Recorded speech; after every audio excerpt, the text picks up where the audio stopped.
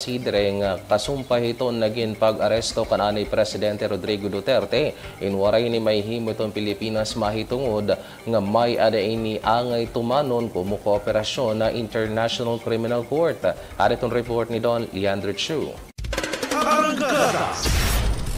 Ginmalatumat ni Tingog Party List Representative Judas Sidre nga ang naging kooperasyon ng Pilipinas sa ICC in kapartipan balaod nga bisan ng Korte Suprema in nagsiring gihapon nga haluyo nga diri na ICC member ang Pilipinas obligado lang gihapon ini nga makipagkooperar. Kataliwan nihan mga pagsuknangan pagbasulahan mga Duterte nga nira mga taga-suporta ha Administrasyon Marcos nga daw hapagtugot ihatag ni Presidente Rodrigo Duterte ngayon na nakadetener na ha ICC Detention Facility ha Netherlands. Pagklaro ni Sidre, diri sa lahan gobyerno han Pilipinas kung kay ano na aresto ni Duterte nga waray kalabutan ang Pilipinas sa kaso nga ginkakaatbang hini.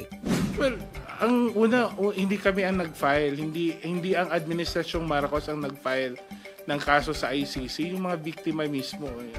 Tapos yung mga kaalyado nila, yun yung unang punto. Hindi po natin masasabi yung administrasyon kasi hindi pa ho sila yung nakaupo nung time na final to. So I'm asking the ICC